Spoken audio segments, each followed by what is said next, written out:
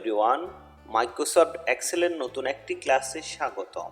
আজ আমরা শিখব মাইক্রোসফট এক্সেলের দুইটি গুরুত্বপূর্ণ ফাংশন লার্জ অ্যান্ড স্মল, যা আমাদের দৈনন্দিন হিসাব নিকাশকে করে তুলবে সহজ। এই দুইটি ফাংশন দ্বারা একজন শিক্ষক যেমন মার্কশিট থেকে বের করে আনতে পারেন ফার্স্ট অ্যান্ড থার্ড স্টুডেন্টের রেজাল্ট, অনুরূপভাবে একজন সেলস ম্যানেজার তার ডিপার্টমেন্টের এমপ্লয়িদের মধ্যে সর্বোচ্চ সেলার এবং ক্ষুদ্রতম সেলারকে বের করে আনতে পারে। ফাংশনগুলো ভালো মতো বোঝার জন্য আমরা এখন এর প্র্যাকটিক্যাল ব্যবহার দেখব। স্ক্রিনে রয়েছে ABC company sales and marketing ডিপার্টমেন্টের এমপ্লয়িদের নাম ও জানুয়ারি মাসে তাদের সেলস ফিগারগুলো। জানুয়ারি মাসে কোন এমপ্লয়ি সর্বোচ্চ সেল করেছে তা জানার জন্য আমরা ব্যবহার করব দ্য ম্যাক্স ফাংশন। ম্যাক্স মানে সর্বোচ্চ।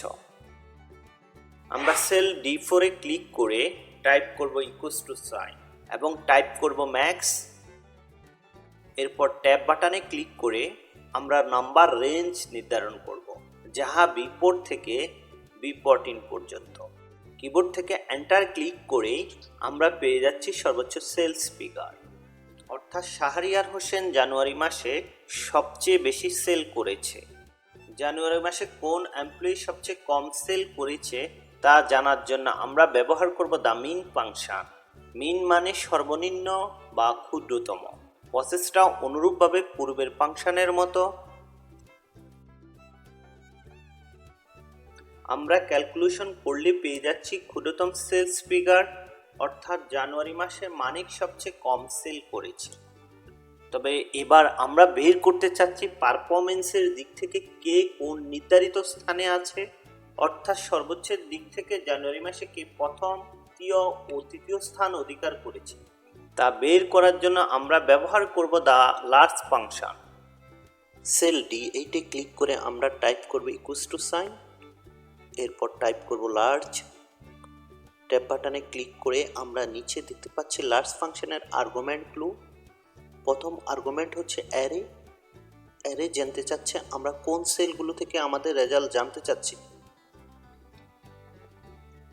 এরপর কমা দিয়ে সেকেন্ড আর্গুমেন্টে দেখাচ্ছে কে লেটারটা জানতে চাচ্ছে আমরা কোন স্থান বা পজিশন খুঁজছি। যেহেতু আমরা ফার্স্ট পজিশন খুঁজছি তাই আমরা 1 টাইপ করব। কিবোর্ড থেকে এন্টার ক্লিক করলে আমরা পেয়ে যাচ্ছি আমাদের ফার্স্ট পজিশন বা সর্বোচ্চের দিক থেকে প্রথম স্থানে অবস্থান করা সেলারকে, অর্থাৎ জানুয়ারি মাসে শাহরিয়ার হোসেন সর্বোচ্চ সেল করেছে। তিনি জানুয়ারি মাসে 85,40,800 টাকা সেল করে প্রথম স্থানে অবস্থান করেছে।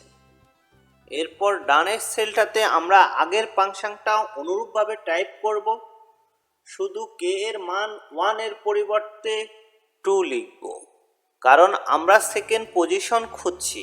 কিবোর্ড থেকে এন্টার ক্লিক করলে আমরা পেয়ে যাচ্ছি আমাদের সেকেন্ড পজিশন বা সর্বোচ্চের দিক থেকে দ্বিতীয় স্থানে অবস্থান করা সেলারকে, অর্থাৎ জানুয়ারি মাসে আলামিন 83,20,700 টাকা সেল করে সর্বোচ্চের দিক থেকে দ্বিতীয় স্থানে অবস্থান করেছে।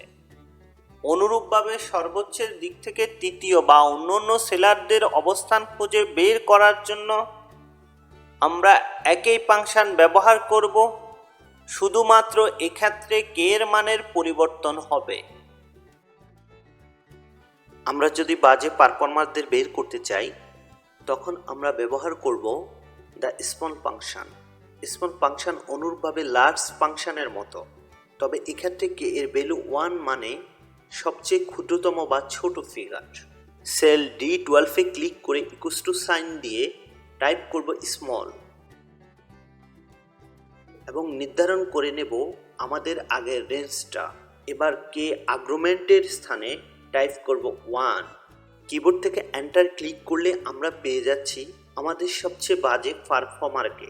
পাশের দুইটা সেলে আমরা অনুরূপভাবে একই প্রসেস অ্যাপ্লাই করব, তবে এক্ষেত্রে কে এর ভ্যালু ধরব 2 and 3। এভাবে আমরা বের করব ক্ষুদ্রতমের দিক থেকে সেকেন্ড অ্যান্ড থার্ড পারফর্মারদের।